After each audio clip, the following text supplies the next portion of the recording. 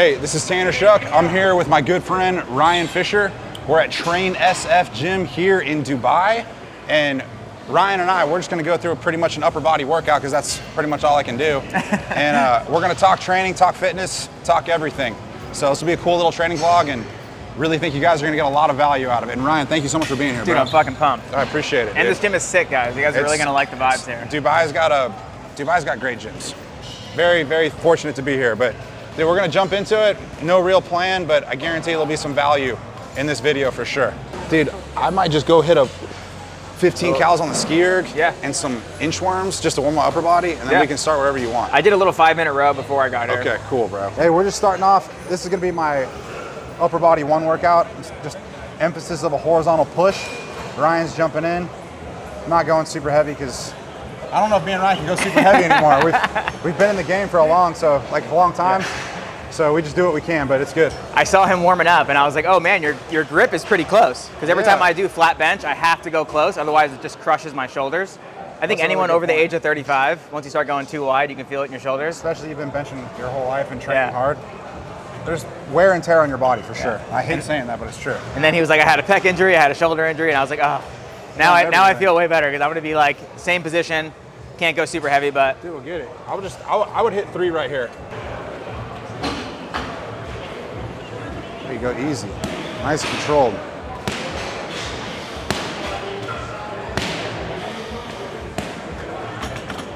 All good? Yep. It's good, dude. It's funny, Ryan and I, we've worked out together a few times, but it's just like 10 years apart workouts. 10 years apart. It's literally been 10 years. Yeah, funny. Last time where I was here, it was at the Dubai Fitness Championships for like a CrossFit style event. Now we're both pretty, I would say, anti-CrossFit. Not for any specific reason other than the fact that we're just old and broken. I feel like, dude, I actually feel like CrossFit is like, it's kind of like being young and being in college. Dude, when you fucking party. When I look at guys right now, all the guys that are like all into CrossFit, that's like their entire life. I'm like, man, that's me like 10 years ago. Yeah. I was in the same mindset, same mentality.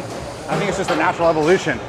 Dude, I like training hard. Yeah. And I respect it. Yeah. But eventually, dude, with CrossFit, you just get tired of kind of, you know, getting out of bed broken. Dude, breaking yourself all the time.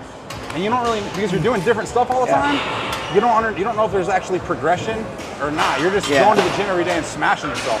And you're so young that it doesn't matter. Yeah, you can get away with it, for sure. I always like to say that, well, I'll say it after he's done, because I think it'll be a good clip. All right. I think this will be a good clip, but I always like to compare CrossFit to like being in college and going partying a lot. Like obviously partying and stuff's like not good for you, but you go hard while you're young. Absolutely. And it's the same thing like for CrossFit training. It's like you're doing all these things that you know aren't necessarily good for you, but you're doing it because you're young and it's fun. And you can do it. And then as soon as you grow up, you're just like, oh, traditional strength training is the way to go. It's actually, they had it right all along. You know?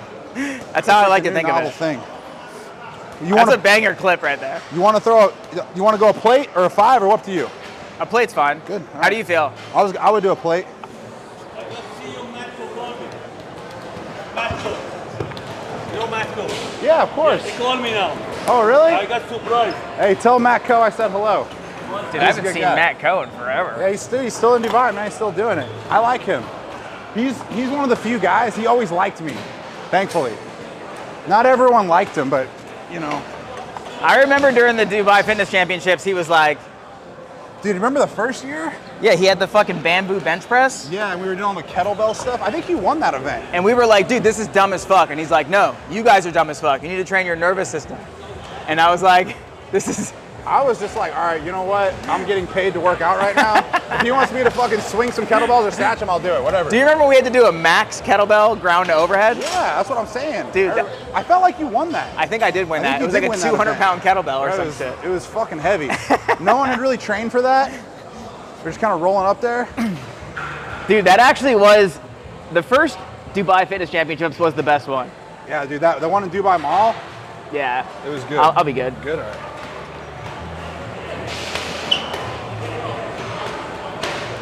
Easy. Nice, Ryan. Oh. That'll boy right there. Oh. Easy. It's like perfect strict form.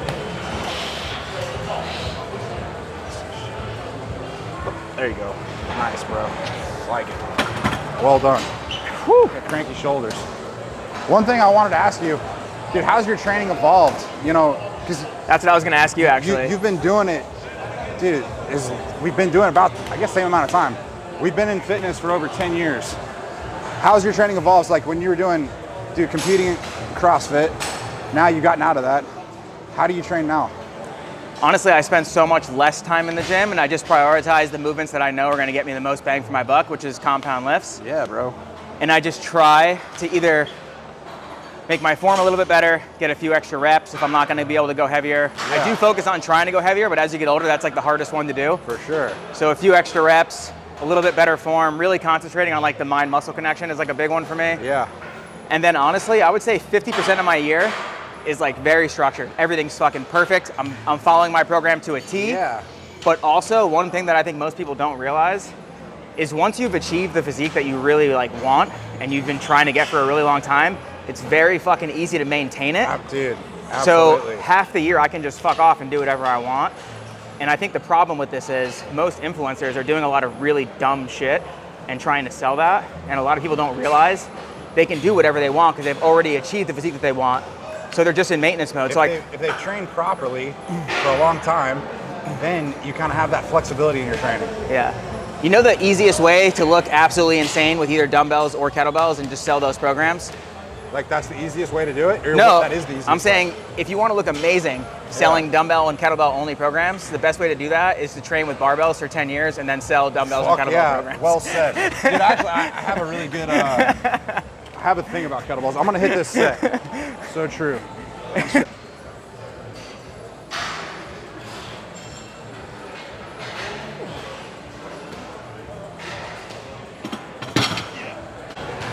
People love training with kettlebells because you can do all these kind of new and interesting looking movements or like Novelty. kettlebell yoga flows, and these dudes will be doing it and they'll look jacked and they look really functional. But what you don't understand is like if you're strong with a barbell, like dude, if you have a 500-pound deadlift, 500-pound squat, you're gonna have no problems swinging around a 100-pound kettlebell. Does that make sense? Yeah, dude. At the end of the day, there's really no resistance really happening with the kettlebells. Like in certain positions, there is some resistance, but a dumbbell would be way, way better. Yeah, like I'll frame it this way. A guy that's like super good with kettlebells, he can do whatever, 200-pound kettlebell swings for reps. That same guy, he may not be able to deadlift 500 or 600 pounds. But a guy that can deadlift 500 or 600 pounds, he's never gonna have a problem swinging around a 200-pound kettlebell. But conversely, anyone who can deadlift 500 pounds, who focuses on kettlebells for all of their content, they use barbells when you're not looking. 100%. 100%. For sure, dude, barbells are just better. It's like, they just offer you more value. It's no question. Anyone who argues it is someone I don't want to be friends with. Yeah, or they're just unintelligent, yeah. Drop. Nice, bro. It's good, man. Solid. Sheesh. Super solid. How much do you weigh, Ryan? I weigh 178 pounds. 178. Yeah, I'm like 205. It's a little difference when you're at 25, 30 pounds on there. Dude, what I'm gonna do real quick, I'm gonna go grab a small plate because I did this for 5 reps last time. Yeah. And the way I'm so anal retentive or I'm OCD about training, I just want to do a little bit more than I did last time. Yeah, you I'll should. just do it really quick. I'm adding just a 1.25 kg plate. This is not much, but if you do this like consistently every week, that adds up a lot. Like I already know I'll plateau pretty soon. I'm not gonna be able to do this. The biggest thing that people don't realize is the only way that your body changes is through something called an adaptation. So basically, you just have to do something that your body hasn't done before. So even though this seems very trivial and very minor, because your body hasn't done it, your body will grow way more from this than you just chipping away at 225 for sets of 5 for the rest of your fucking life. Yeah. Literally, just like one session of doing just a little bit more is the biggest reason why you are in a plateau or your friend is getting a lot stronger and a lot more jacked than you and you've been doing the same weights. No matter how strong you are, even if you're the person doing 315 every single time you go to the gym, if you haven't changed the weight in a really long time, you're not changing the stress. You're not changing the You're stress. not changing the stress, and you're not forcing your body to adapt. This is not an opinion either, this is science. Right, those are facts. I'll hit this. I'm gonna go pee. Go ahead, dude. Oh. All right, so this will be my second work set. My goal is 4 sets of 5, maybe 5 sets of 5, we'll see. But I was only gonna add 2 pounds to the bar, but because I forgot my fractional plates at home and this gym doesn't have fractional plates, I'm gonna go for a 5-pound jump. So goal is 5 reps, gonna be a little harder, and hopefully I can kind of squeeze these out. All right, here we go.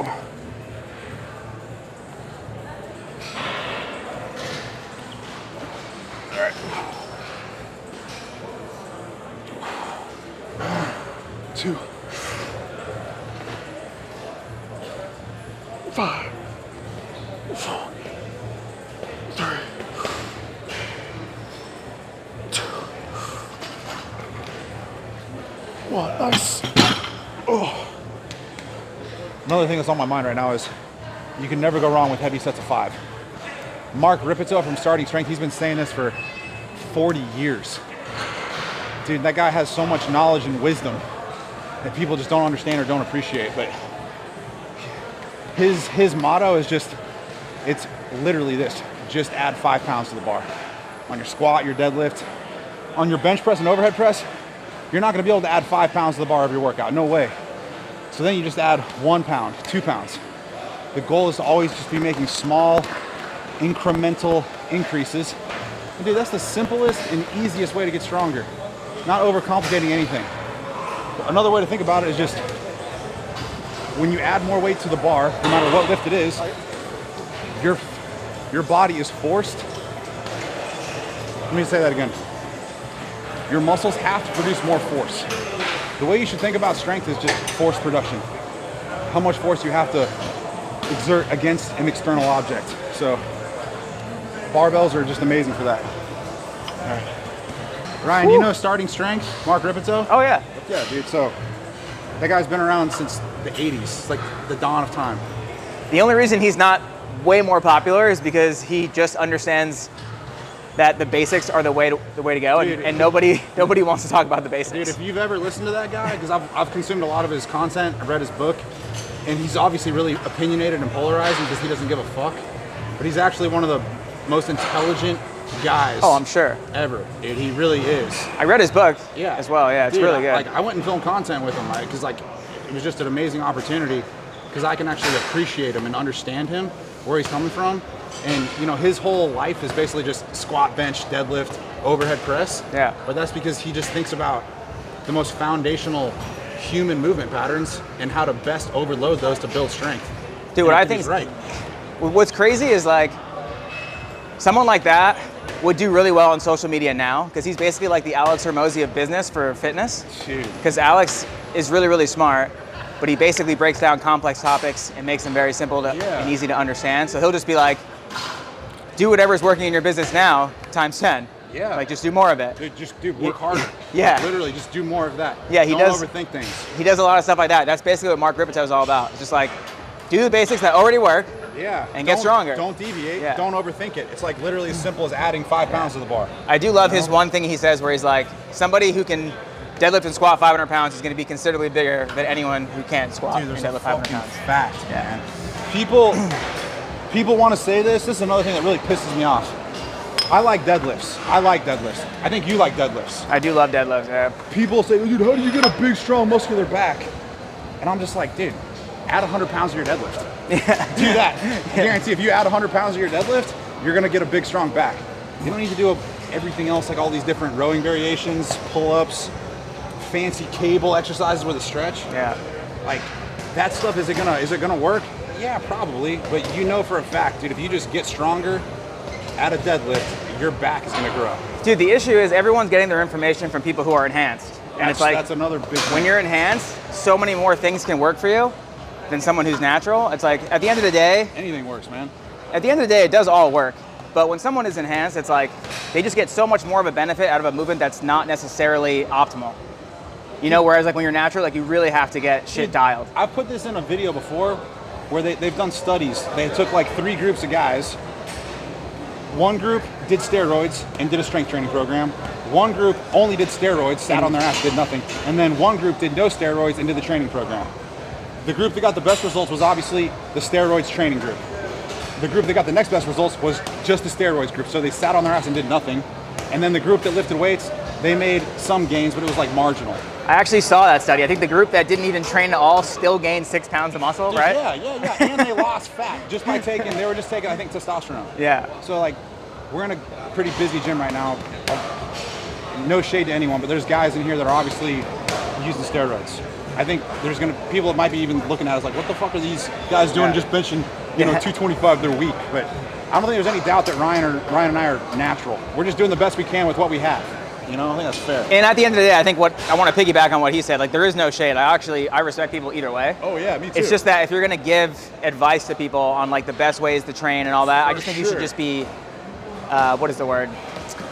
Honest? Yeah, transparent. I think you should be transparent that you're on stuff, just because it does make the likelihood of achievement for someone who's natural versus someone who's enhanced. It just makes it can make it very fucking depressing. Like, social media is already hard enough as it is. To set unrealistic expectations is pretty tough, And all I ask is that you just say that you're just not natural. It's not that big a deal. Nobody cares anymore. No one cares. And I'm just saying, dude, if you want to, one thing I like about being natural, I preach about being natural, is dude, it's fucking healthy. You're doing it for the right reasons. Yeah. You're going to be healthy. Ryan has looked the same for the past 15 years. He's always probably between 170 and 180 pounds, extremely lean and muscular. I've looked about the same the past 10 years. Yeah. And it's just, when you're natural, dude, you don't have to, you're going to be able to maintain that. It's so much easier to maintain it because you actually earned it yourself. Yeah. Here we go. Last set, best set. Let's go, Ryan. Let's go. Big punch. Nice. 1. Up. 2. Up. That'll boy. 3. Come on. Up. 1 more. Up. Drive. Nice, bro. All you. Good set. One thing. Dude, one of the best things you can do for benching is plant your feet on the ground. Oh, for sure. And since you can't, yeah, I have so much more respect right now. It's hard, dude. I don't care. It's all right. You're getting a better core workout than I am. Yeah. Hopefully I'll be feeling a bit better about my bench when I can put my feet on the ground. But one thing, if you notice between how Ryan and I bench, Ryan's doing a lot more strict, kind of way better form. I'm using a bit more, I'm bouncing, kind of using a bit of momentum. But if you're gonna bench, I guess, actually, this is a good question. When you're talking about building muscle, do you think it's way better to just focus on kind of slow, controlled, strict form? Or are you okay with using a bit of momentum, bouncing, but adding weight to the bar? It's interesting because I think that the momentum allows you to get closer to failure, which is like the one thing about CrossFit that I think that they do well, is the kipping movements. Although they're making the movement a lot easier, it makes it a lot easier also for you to get closer to failure. Absolutely. So I think those extra like cheating reps are actually beneficial. Dude, the reason that a lot of CrossFitters look insane, they look great, it's not so much because of what they're doing in their training, but it's because they're training hard. They're training fucking hard, intensity, yeah. Dude, 90% of people in the gym do not train hard. Like, maybe more than that. That's another, I want to talk about that after this set. I'm gonna hit my last set and then I gotta talk to you about that. And it's so much easier to train hard when you're doing something functional and like a little bit more fun than it is to do like boring lifts like bench and deadlift and shit like that. It's just not as exciting, you know what I mean? It's like a one night stand versus like 1 year anniversary. Yeah, very true. You want to hit that shit hard on the one night stand. All right, nice. Sheesh. All right, good. Got my reps. I think it helps when you got someone watching you and pushing you. Oh, dude, 100%. Yeah. The easiest way to be 10% stronger tomorrow is to get a training partner. I made another video about how to increase your testosterone naturally. And the guy that was telling me, he's my friend, he's a IFBB pro bodybuilder, Evan Centopani. He actually competed in the Olympia twice. He's world class. And he's like, dude, honestly, one of the best ways to increase your testosterone, surround yourself with other dudes that are training hard and pushing themselves. 100%. He's like, your environment is so important when you're trying to do that. And I can definitely agree with that, because when I was playing college football, we trained together as a team. We were around each other, pushing each other. So just a bunch of like alpha male guys like going at it every day. And it's kind of like, what's the saying? It's like survival of the fittest, in a way. Yeah. So it's like, dude, if you want to freaking be able to compete and go play on the team, Bro, you got to compete every day, and you got to try to beat guys every time. Well, dude, I think like the best example of this is like Louis Simmons and the conjugate method. Yeah. Like he had every top strong person in the world at his gym. Yeah, literally. There's no surprise because like the strongest people were there. And I'll say this, I'm not a big fan of the conjugate style of training. They've had undeniable success, but I think the reason they had success is because they just train like savages. Absolute savages. All the time. Yeah. Train like savages. So I'll tell you what I would normally do. Yeah. I know you do, I'll tell you what I do, then Yeah. I normally do a lower upper split. So I'll do all lower body one day, then usually all upper body push and pull. So it's like basically a lower body day, then push pull. Correct me if I'm wrong. You do a lot of total body. I'm a big fan of full body just Full because body, yeah, full body. I had an injury a couple of years ago where I basically broke my bicep tendon, and as I was recovering from the injury, I wanted to be able to come into the gym and get a full session in while I wasn't just like primarily focused on upper body because there's a lot of stuff that I couldn't do for upper body. So it really made my sessions very short and limited. Yeah. So I started doing full body, and then I got my muscle back after the surgery really, really fast, and I felt amazing, and I was like, fuck, dude, I really like this. So I've just been sticking with it ever since. So essentially, I usually do like one exercise per body part per session, and I really just like spread everything out, and because of that, I get really excited to train. Like, What's your really training like frequency when you're doing that? If you're doing like full body? Usually 4 days a week. 4 days a week. And then the 5th day, I usually do some sort of like really fun cardio stuff. Nice. So it'll be like, for example, maybe Monday, Tuesday, rest Wednesday, Thursday, Friday, Yep. and cardio Saturday or something. Yep, Yeah. Exactly, yeah. Good. It all works. And the Saturday session's like literally whatever I want. Yeah, it's good. Whatever I It want. could be paddleboarding or something. Yeah. Whatever. Bro, sorry I'm limited. 'Cause No, I can you're only good. do Yeah. I can only do upper body today. Normally, I always pair a push with a pull. We just hit 4 sets of bench. I would now normally do like some kind of horizontal pull or like a vertical pull. Okay. But do whatever you want, dude. Like you call, your call. I'm really game for anything. I wouldn't mind a pulling movement of like a machine I've never seen before or done before. Let's do it. I like it. They got some good ones. This gym's so damn busy. I think maybe over here there might be some row machines. Yeah, let's do that. So just finished bench. Now we're just gonna hit 3 or 4 sets of like a chest supported row. It's right there. Nice, Ryan.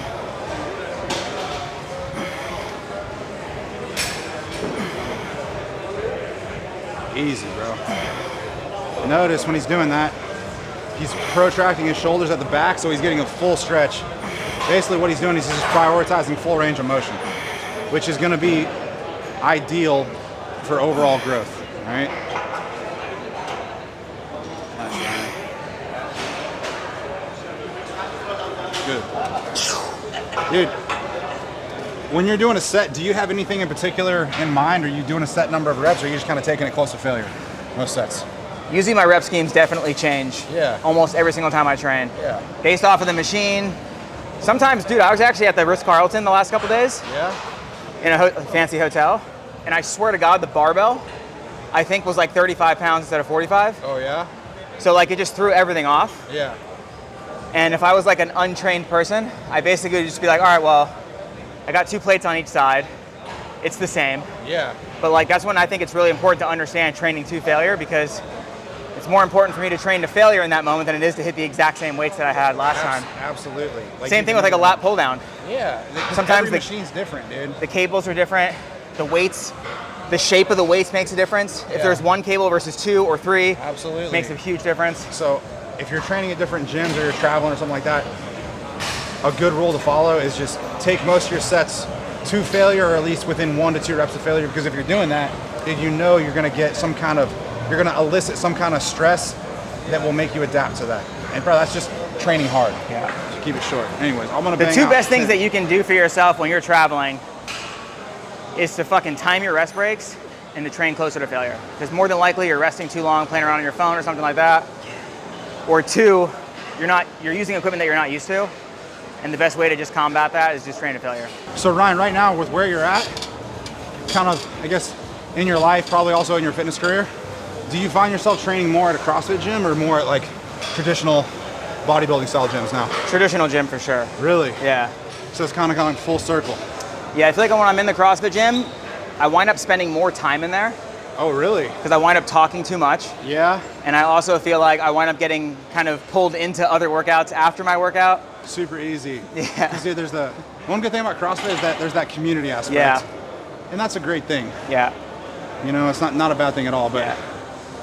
I've been doing more bodybuilding style training myself, just because, dude, you're kind of limited with what you can do in a CrossFit gym. Totally. I mean, Yeah, you're limited pretty significantly. yeah, but And sometimes, as I've gotten older, like I just want the ability to use cables or something like that. Not Yeah. because I think they're better, but because sometimes they just feel better for me. Like yeah, when I'm fucking really wrecked or something like that, man, like a nice cable tricep pull Yeah. down feels so much better than like a barbell skull Yeah, crusher skull or like crusher. dumbbell or something Or like you can that. go do like a machine chest press instead of like a flat bench. Also, the dumbbells are very limited in functional gyms. Like they don't have like oh yeah, every they set. don't have them. So, yeah, like- a lot of CrossFit gyms, they'll only have like dumbbells up to 50 pounds sometimes. A lot of my friends are like, dude, let's go to your gym. Let's go to Chalk. And I'm like, dude, it literally goes from 45 pounds to 70 to Yeah. 100 because That's all you needed for that's the basically weights we CrossFit open use. workouts. Yeah. You know? So funny about that. Go ahead, bro. I don't like losing my momentum either. Like when I'm training, I want to fucking hit it hard for like an Yeah. hour, 75 minutes, whatever it is, and get the fuck out. Yeah, I'm the same. If I'm in there for 2.5 hours, I feel like my energy starts to drain, Oh, and dude. it's just like, it's all fucked. my training sessions are usually between 50 and 70 minutes.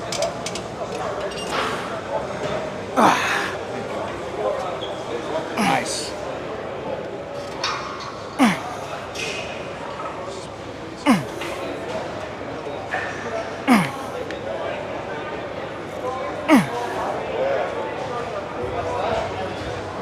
Nice, bro. Good. Well done.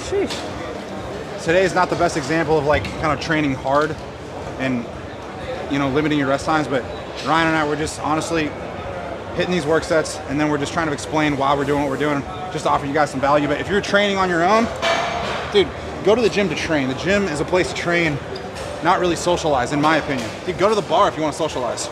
Dude, honestly, one of the things that most people don't realize is like you have weight, you have reps, you have the amount of sets you do, like all these different things that are variables in your training, and most people Yeah. don't realize that your fucking rest break is a variable. So Absolutely, dude. if you're resting 3-4 minutes between sets talking to your buddy, and Yeah. the next week you come in and you do the 2-minute rest break that you were supposed to do on your program and you can't hit those numbers, it's because your rest breaks changed. It doesn't mean that you're getting weaker. It doesn't mean that your program sucks. None of that. It literally just means you change your rest breaks, which is a massive variable. Yeah, and dude, a lot of times people like, dude, between sets they'll sit around, scroll through Instagram for 4 or 5 minutes and just totally lose track of, Yeah. you know, what they're doing and lose focus. Which is fine if your goal is ultimate strength. Yeah, But it's like- fine. But dude, if you're trying to get lean, Yeah. shredded, you know, and trying to get a really good workout in, Less rest, bro, less rest. keep for your sure. intensity up. That's all right. Sheesh.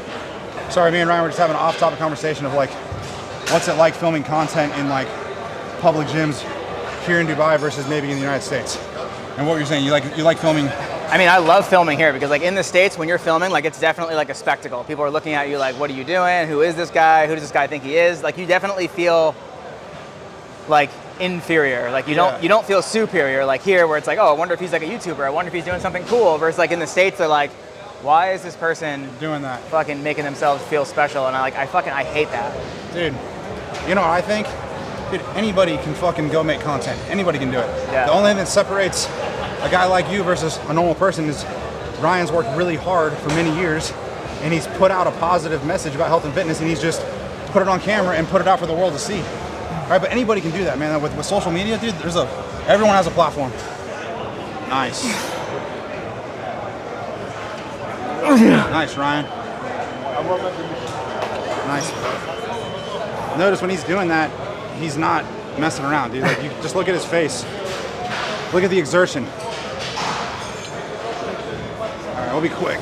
I like to focus on the stretch position as well. The stretch is more important than that contracted position, which is when you're all the way in on the movement, which feels nice. It doesn't feel so nice to be in the stretch. That shit hurts. But that's where all the growth is.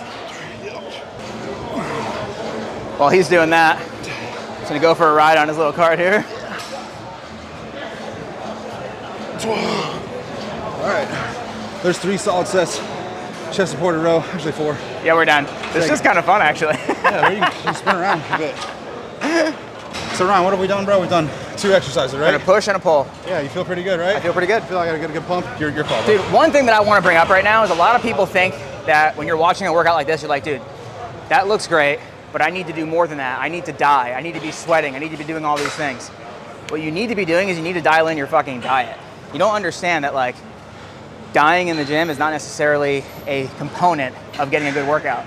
Getting a good workout is getting close to failure on your lifts and making sure that you're going home and you're doing all the right things the other 23 hours of the day that are equally as important, if not more important, than the hour you spend in the gym. What's the saying? It's like, dude, your workout represents 5% of your day. Your overall results are going to be dictated a lot more by the other 95%, what you do outside of the gym and versus what you actually do inside. Yeah, for sure. All right, me and Ryan are moving on to our third exercise, just standard seated dumbbell strict press.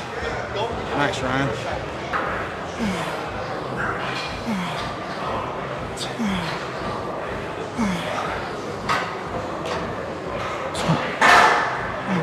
Oh, feels good. Man, Ryan didn't mess around. No rest, bro, no rest. Shit. Does that mean I gotta go right now too? All right. How many did you do? 20. Fuck. Jesus. This is the perks of being lighter on this one. Yeah, well, dude, if you can bang out 20 strict pull-ups, I'll try. We'll see how it goes. I did the close grip, by the way.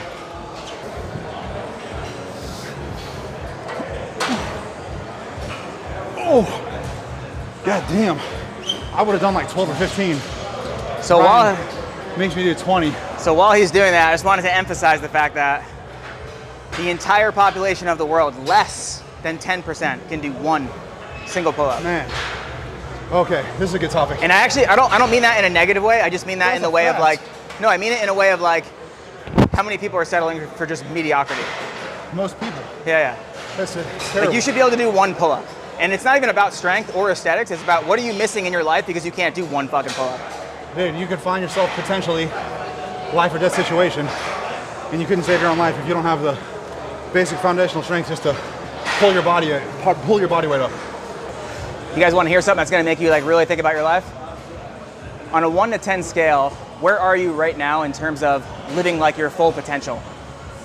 Like for example, if you feel like you're genuinely at like a 6 or a 7, I think the biggest thing that you need to realize is like, because you're at a 6 or a 7, what does that mean for like your family, your kids, your relationships, your opportunities, all the things that happen in your life where you're showing up less than your best version of yourself? And the best version of yourself starts with pushing yourself. It starts with not letting yourself down. It starts with making commitments and actually following through with them. And that's what I think the gym really does for a lot of people, is it allows you to do hard things and get to the other side. And it just goes through so many other aspects of your life. And I just feel like one of the biggest things that you need to understand is like, how are you showing up each and every day? Are you a 7? Are you a 6? Or are you showing up as your best version of yourself every day? Oh, facts. Do this set, Ryan, then I'll Piggyback on add to that. I'll expand on that. Nice, Ryan. Got one more, bro. Let's go punch. Atta boy. Nice job, man. Well done. Oh, 11. God damn. More weight too. It's good. Heavier. Feeling it. One of the biggest things that fucked me up one time at a seminar, I was at a seminar and Alex... Like a training, or a business seminar? I was at a business seminar, Okay. and Alex Ramosi asked people in the crowd, how much money do you make? And this guy was like, I make $100,000 a year. And he was like, do you understand that it's costing you $900,000 every year to not know how to make $1 million a year? So in the next 2 years, you're gonna waste 1.8 million because you won't invest 10 grand into a coaching program or whatever it is. So I basically flipped that and turned that into like, on a 1 to 10 scale, how are you showing up every day? Dude, and I think same principles. I just think opportunity cost. That's the opportunity cost, man. For sure. But dude, it's the energy you bring into the room. Dude, for 100%. Like when you came to the event the other day, the fitness event, Charlie Johnson was like, dude, I really like the Tanner guy. You know what I mean? He just like, I really like his energy. He was a solid dude. He was like way cooler than I expected kind of thing. But what if you didn't train hard, you woke up and looked at yourself in the mirror and you fucking hated what you saw, and then you went there and you brought level 6 version of yourself there. You might not have gotten another opportunity. Dude, absolutely. Dude, one thing about it, man, is you are where you are in your life because of every single choice you've made in your life up to this point. And dude, everyone has the power of choice. Everyone has the power of free will. And dude, if you want to be better, bro, it's within you. You just have to make that choice to be better. And this is a lesson that I try to put out a lot. Bro, you're 100% responsible for where you are in your life. You need to take 100% responsibility for your life. And That's huge. huge. If you ever feel self-conscious because like someone's thinking something about you and you don't like the way it makes you feel, it's because subconsciously you think that they're right. If I told you that you had fucking pink hair, it wouldn't bother you because you know you don't have pink hair. But if I told you that like you don't know shit about fitness and you're a fitness coach and it bothers you, it's because you actually know deep down you probably need to you need to learn a little bit more. You know what I mean? Or like you need to apply yourself a little bit more. Self-consciously, you can never be truly self-conscious unless you believe what the people are saying. Yeah, bro, here's another question. Do you have haters? 100% all the time. 100%. I have haters too. And what you have to remember about haters is this, dude, most times people, they're gonna hate on you because they're projecting their own insecurities on you because they're unhappy with themselves. Nobody doing more than you is ever gonna have anything negative to say. It's only people doing less. That's a fucking fact. Yeah. Like, there's one thing. I can rip mindset shit all day. Oh, dude, you can. You'll never hear me, probably, or Ryan, talk badly about anyone else. Like, dude, if I don't have something good to say about someone, I just won't say anything at all. You know, and if people want to hate on me, man, they can hate on me all they want. Just don't let any kind of negativity creep into your brain. You just worry about you, man. Focus on yourself, and I promise, if you do that, and you take that mindset every day in your life, you're gonna be happy with the direction your life starts heading. All right, here we go. You can get Ryan's pull-ups. There's been very few people that I've actually thought about or looked up to. And I've told you this before, but Ryan's legitimately one of the guys that I've always followed very closely because he was the first guy to kind of make it out of CrossFit and do something really big with his life. You know, like he transcended CrossFit, being a CrossFit athlete. He's went on to have a very successful fitness career in business. And bro, he started that fucking years ago just by believing in himself and putting out basic ass training programs. Yeah. Dude, you were like the first guy that I knew of that I followed closely that started doing ebooks, started selling programs. I think I was the only person doing it at the time, and I think you were. The crazy thing was I didn't tell anybody at the time, but like my little ebooks were making me like a lot of money, bro. $1 million, $2 million, and all of a sudden it was like my life was changing so much. Yeah. And I was scared to actually tell anybody about it. Bro, Like I remember, this is so crazy. We were driving around in your truck in California. This is like 2014. I had a pickup truck, right? Yeah, was that a Toyota? Yeah, the Toyota pickup. Yeah. I lived in like a shitty one-bedroom apartment. Yeah, and you remember, I remember him telling me like, damn, I just want to figure out how to make $10,000 a month. That was before you hit it. That was before you hit it big. But I kept all the same shit for like 2 years. I had like $2 million in my bank account, and I had a pickup truck, a shitty one-bedroom. One thing about it, dude, before you had success, in your mind, you were already successful. Does that make sense? Oh, 100%, yeah. Bro, because he basically visualized it, and then he made it happen. And like, this is cliche, but it's like, dude, you have to conceive it, believe it. No, you're good. And then achieve it. So that sounds cliche, but conceive it, think of it in your head, believe in yourself, and then go out and fucking do it. Honestly, no one would do that if they couldn't do it. You know? One of the best things that you can do I'm going with those pull-ups. is become the version of yourself that your younger self needed when you were younger. So like, you just become the person that can help the younger version of yourself. And I think a lot of people misunderstand that. Is like, you get to where you want to be, and then you keep it to yourself. And like, the biggest reason that you're not happy is because you're not sharing with other people and helping them excel as well.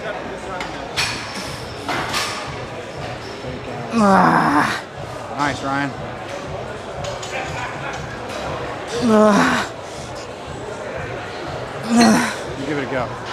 Bro, Dr. Mike. I fucking love that guy, dude. That dude's fucking funny, bro. It's not even about how smart he is. It's just his wittiness. Dude, his wittiness, his sarcasm, and he's incredibly intelligent. And like, I've gone on, I'm not a big fan of a lot of science-based training because I think it just makes things unnecessarily complicated. Yeah. But I really like Dr. Mike, and I really like Jeff Nippard. Because you say what you want about those guys, bro, they're geniuses. And they've been incredibly successful. And they put out consistent, high-quality information. I would love to actually meet Dr. Mike, dude. I've met him a few times. Yeah?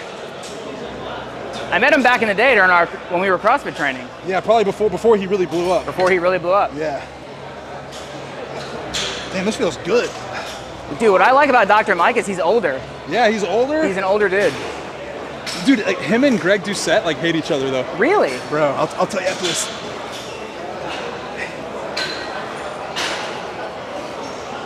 Dude, it's really interesting because I definitely feel like the science-based lifting is one of those things where Nice.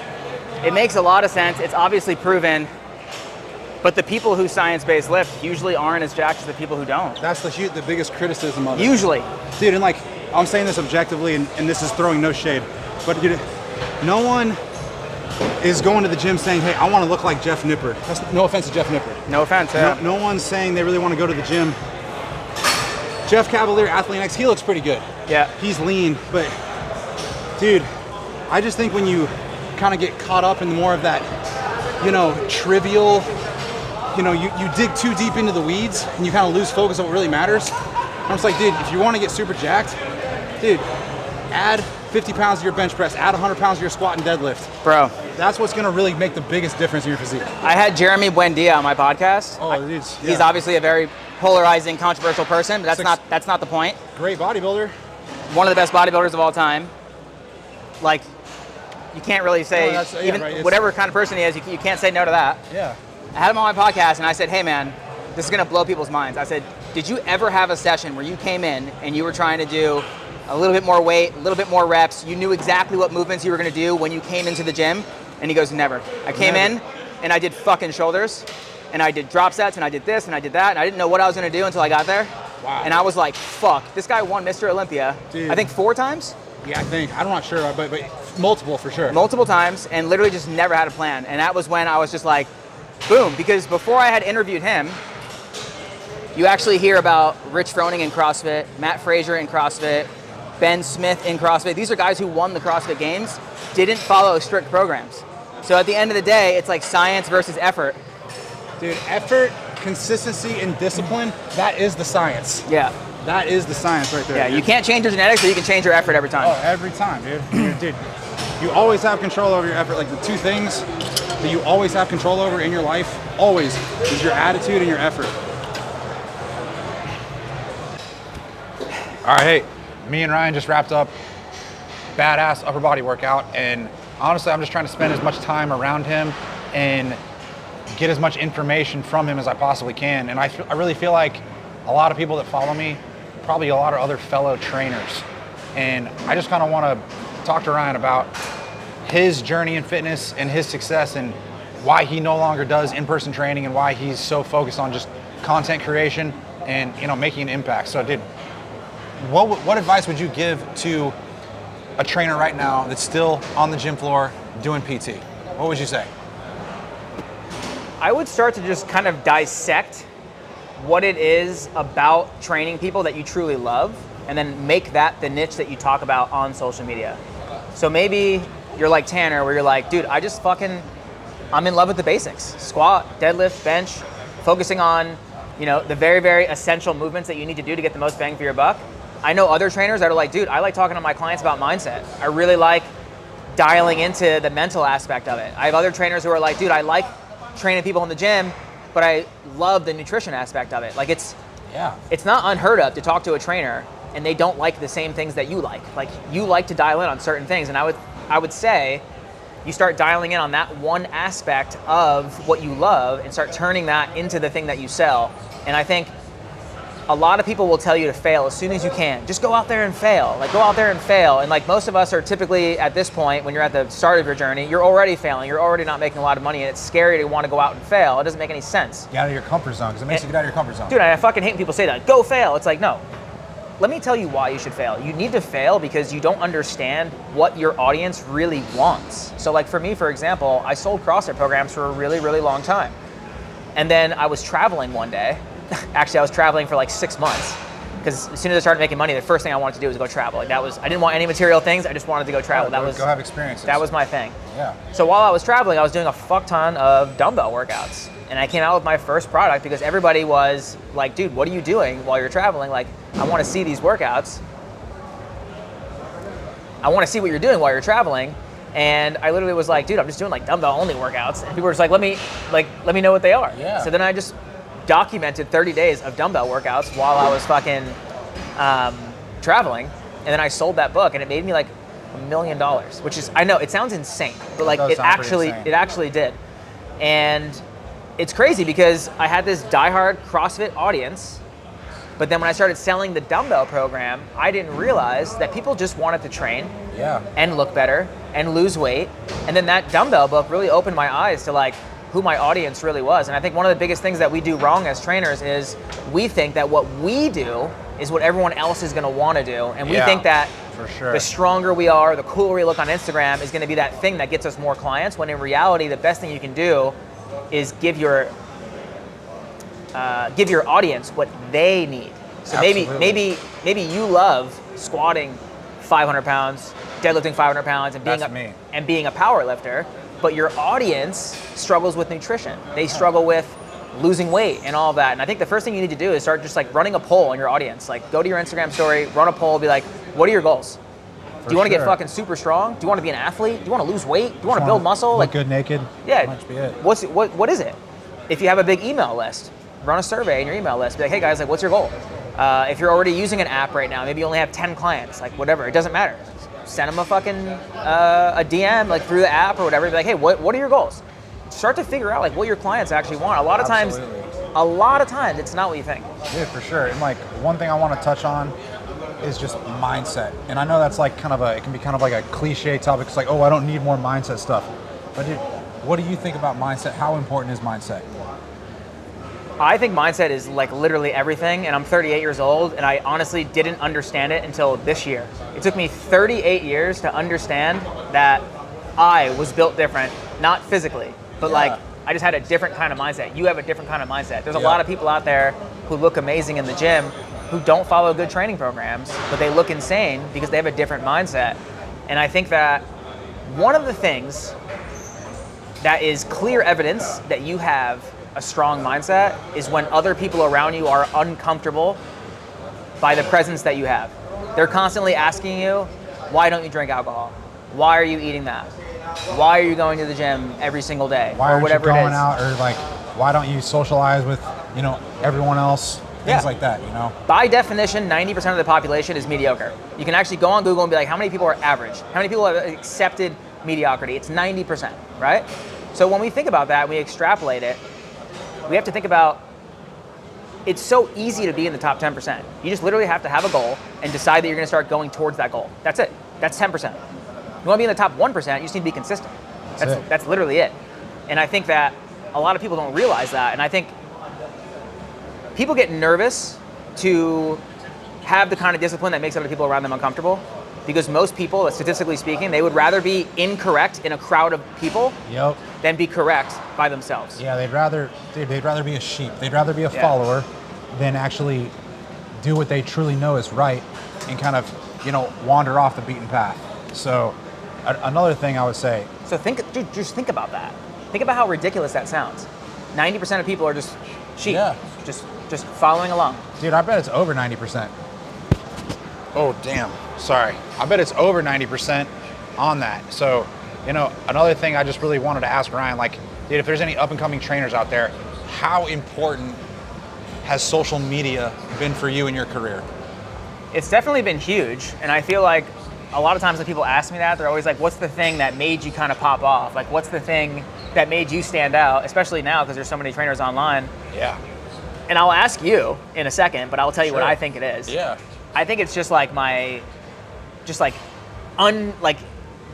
unapologetically just being myself, and not only putting out the fitness content that I think is correct and like the things that I think are going to help people get fit, but my personal life. Like I put everything out there. Yeah, you know what you're I mean? genuine, authentic. Yeah, I think people actually get to know you. I think that's the biggest thing that a lot of people kind of mess up with now, like nowadays, is they're trying to sell so much because they're so desperate that they don't realize it's like your relationship with your cat at your house is almost more important than like your strong opinions people on want to get to know you on your training program. One thing I would just say about social media is, dude, anybody can do it. So, dude, if you're a trainer, it doesn't even matter, dude. You could be a guitar teacher. Put yourself out there on social media because it can only help you. I mean, I remember having these, sentiments where I was only a personal trainer. I would be training, 6-8 clients a day, and I was exhausted at the end of the day. Yeah. And I wasn't growing. I knew that, I could only train so many clients at a day, and my income was capped here. And I knew the only way I could grow is if I actually just started putting out fitness content.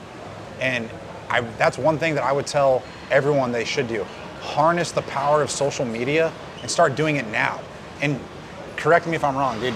you probably worked really hard for a really long time before you actually built a following and it started making a big difference in your life. I was gonna say there's definitely some merit in being on the gym floor for a long time. That's important for sure. You learn a lot of really cool shit. But can you do it forever? No. Would you be happy? Would you be content if you were just an in-person trainer trading all your time for money for the rest of your career? Dude, to be honest, one of the worst things about training in person is you don't want to train anymore. Yeah. Because you're in the gym all day, and then when it comes Yeah. time for you to train, like sometimes you have the energy to just go smash it and get out of there, and sometimes you're like, fuck, dude, like. Yeah, you got to do it again. And I think like for you to be the best trainer you can be, you almost have to position yourself online.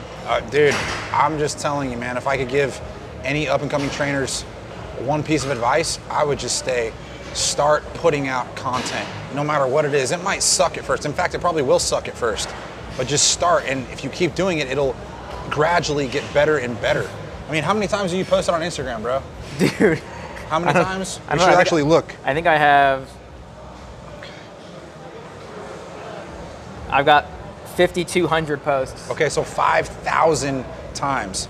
Ryan's put himself out there over 5,000 times. So 5,200 divided by 365, which is how many days in a year. It's 14 years of posting every day. Dude, so he's posted multiple times a day. I mean, that's just kind of being relentless, consistent, disciplined.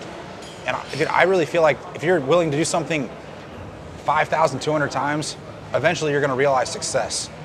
So At the end of the day, too, yeah. it's like when you see someone repeatedly for years and years and years, You see them grinding. when it comes time to wanting to purchase something to help you in your fitness journey, let's say Yeah. you're someone who's overweight or you're someone who, maybe you're already pretty fit, but you just want to follow a plan. You're like, yo, I'm gonna go follow Tanner shit, I'm gonna go follow Ryan shit, because they've been grinding away for a long time. They're not Dude, gonna you've- just come you've across, built credibility, man. they're not gonna just come across some really fit person that they don't know anything about. I mean, they might, but it's pretty rare typically, where you're just like, you know, I'm gonna go follow Yeah. Joe Schmo just because he looks really great and whatever. Sometimes yes, but like I would say 90% of the time, no. Yeah, for sure. So I would say that, man, anybody can do it. Ryan could do it. Ryan was homeless. Yeah, I had fucking nothing. He got nothing, dude. Yeah. I mean, I was just a CrossFit coach. I just loved working out, and I just took my passion for fitness and I just started putting out more content, you know, very consistently over a long period of time. And I actually followed a lot in Ryan's footsteps. We've obviously had two different trajectories. We've kind of done it in our own way. But one thing that he and I both have in common is just consistency and discipline and really just never giving up, man. And I really feel like that's why, you know, you've had a lot of success. You know, I've been fairly successful myself, but that's one thing I really just want to touch upon, you know, for sure, man. Yeah, man. I really think that anyone can kind of create the path that they really want if they just kind of go all in on it. Yeah. I think most of the time, the things that hold people back is that they're not 100% in on something. They're like 80% in, 90% Absolutely. in. Once you go all in on something, it's pretty hard for you to fail. Here's a And, question. Yeah. Did you ever have a plan B for your life? No. So, dude, it was fitness or nothing. Yeah. That's it. You Yeah. just made it work. Dude, I've had the same mindset. There's nothing I ever could have done in my life other than health and fitness. I've never had a plan B. I was like, dude, I'm gonna make this work no matter what. And I think if you just kind of have that mindset, dude, you're gonna be, it's very, very hard to fail. That being said, it's gonna be really, you have to work really hard for a really long time, but man, you know, it's paying off. So. Yeah, I mean, there's a few different routes, right? Like everybody wants to either, I think in the beginning, most trainers think that the best thing that you can do is go open a gym. And I think I was there, that was me for sure. And I think that's like the wrong way to look at it. I almost think you should have a personal brand and an online brand before you open the gym. Not only is that going to help you get more members into the gym, but it's also going to give you the capital so you don't have to take a whole bunch of investors on. And at the end of the day, the gym itself is not going to make you that much money. I'm actually selling my gym right Yeah. now. I sold it like 3 months ago. Yeah. We're just going through the paperwork and stuff now. But at the end of the day, like that is going to be almost more work than your online business, and it's going to give you way less income. However, it will give you purpose. It's a place for you to go and feel really good. Like, this is my thing that I own and blah, blah, blah. And like, you can film content there and you feel great. It's different than filming in a place like this when you don't own it. But at the end of the day, you're gonna make way more money as a trainer online. You're gonna make way Dude, more money kind of way creating more scalable. creating your own niche, creating your own personal brand. And then I think it really comes down to when you do start your brand, I think you should definitely have something that stands without your name in it, potentially. So like Chalk Performance Training is my brand, True Strength is his brand. And you know, one day, if we don't want to do it, we can kind of give people the reins and maybe they can at least maintain it, maybe not grow it, but at least like you have the option. Whereas like if you're Tanner Shock Fitness it's a little bit harder. Yeah, it's certainly harder. And dude, I just want to give a big thanks to you, Ryan, for Appreciate it. taking the morning with me, bro, and letting me hang out with you, train with you, and just get a ton of incredible content and just mindset and training that I hope provides you guys value. And Ryan, where can people learn more about you? Ryan Fish, RyanFisch on Instagram. I think my YouTube is Ryan Fischer. Yeah, I think so. It is. It is. I started it early enough where I got that handle. Yeah, that's good. I don't post as much on YouTube as I wish I could, but hopefully soon. Dude, his stuff is all over Instagram. He's been on Instagram for a long time. He's check his stuff out on Instagram, also on YouTube. Chalk Performance Training. .com. All right. And dude, I really hope that you'll be coming to Dubai, man, because I would definitely like to hang out with you more, bro. Yeah, I love Dubai. So- Dude, you guys gotta check it out. It's the gym situation, female situation, Yeah, dude. All right. If there's any single ladies that watch this content, the food situation, the hotel Yeah. situation, everything is very, it's very awesome, cool. man. So yeah. thank you guys for watching. Please like, share, and subscribe. And dude, until next time, all right. Thanks Yeah, very man. much, bro. Appreciate it. I really appreciate you. Yeah.